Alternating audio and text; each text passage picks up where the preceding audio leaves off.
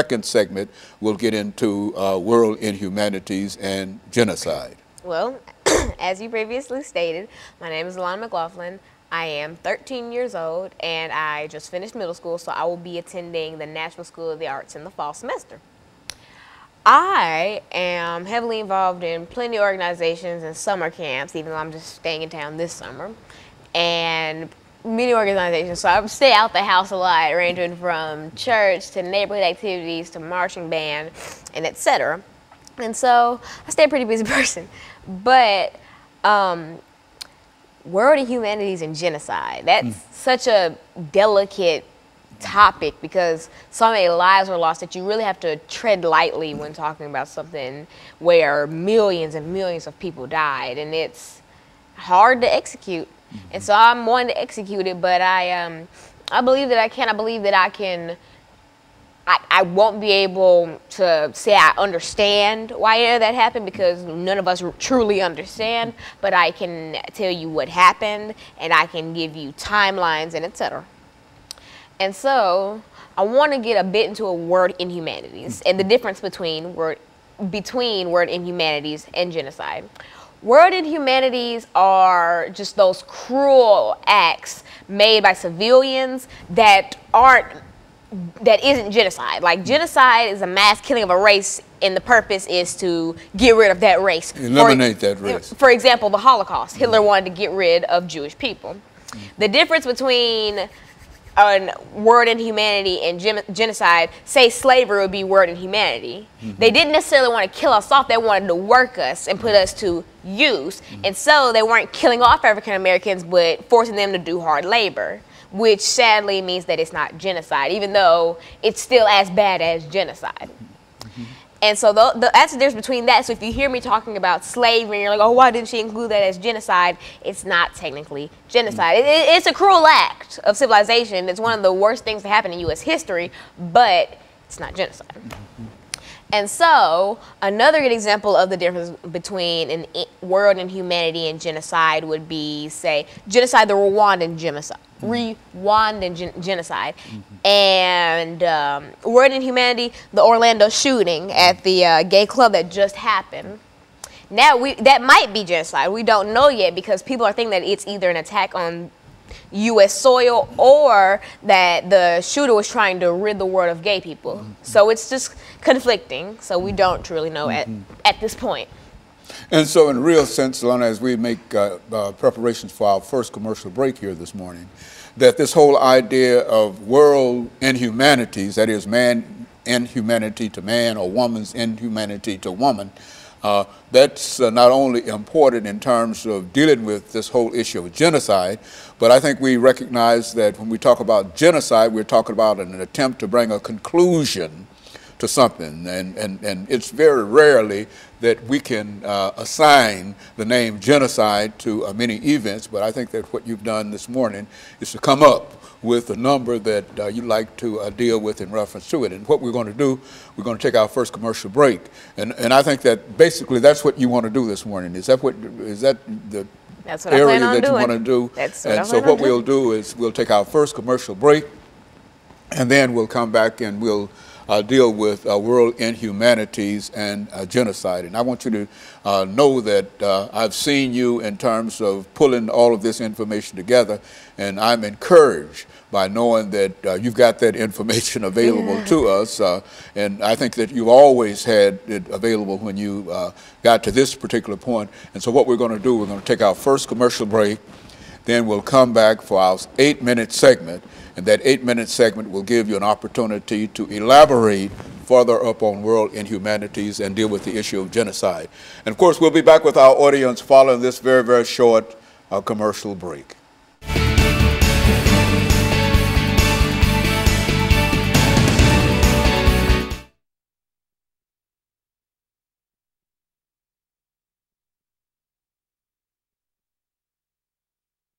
Man's inhumanity to man, bullying or whatever, and etc. You know, I'm thinking more wide. Okay, wide scale crap like trail tears, stuff like that. Okay, yeah. Well, Well, you go for it. Anything that you've got to deal with, and keep your legs still. Don't rock the chair. Okay. And then we'll come back and I'll introduce it. We got 7 minutes and 55 seconds. You see that clock there? So no, I don't see the clock. I mean, you see it. I mean, I see it now, but yeah, that's why I like have really bad time perception. Like either I'll talk over or I'll stop. Well, that's the clock there. You see too. You're right. Oftentimes it's down in 7 minutes and 55 seconds in this segment, and so when we come back, we're gonna have that time. And so you try to divide your time and articulate it, and don't shake the chair or twist your legs or anything. Yes. Just keep still. I know. You know how to do it. You've done it enough. You know. But as soon as he gives me the signal, we're going to start back, and I'll welcome them back. And you ready?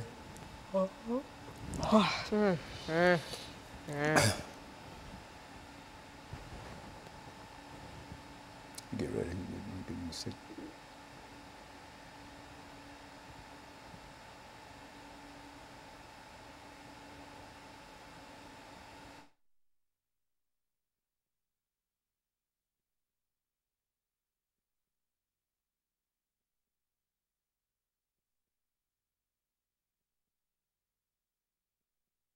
Thank you and welcome back to the second segment of the show for today.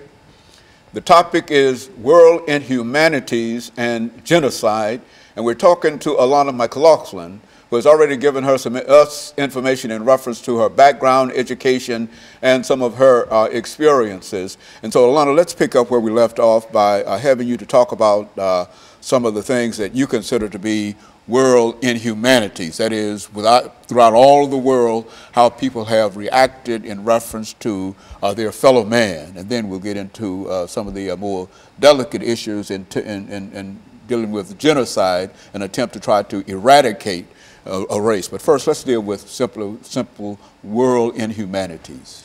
Well, if you're just tuning in the first segment, I mentioned what the difference between a world inhumanity and genocide was.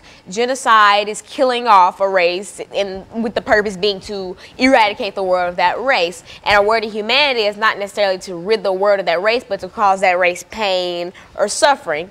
For instance, a world inhumanity would be slavery. They didn't try to kill us all off, but they wanted to work us and punish us and etc. But they weren't just going around killing off African Americans. An example of genocide would be the Rwandan genocide, which I will talk about in the next segment, which was the Tutsis and the Hutus in Rwanda. Another example of a world inhumanity would be the shooting at the gay club in Orlando earlier this week.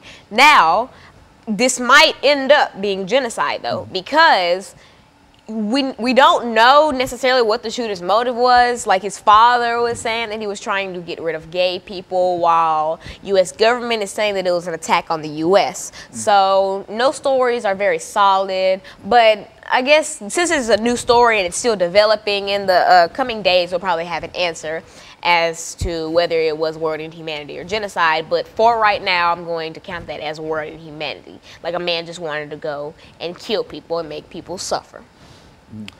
A big world inhumanity that a lot of people in the U.S. are familiar with, and especially Tennesseans, is the Trail of Tears.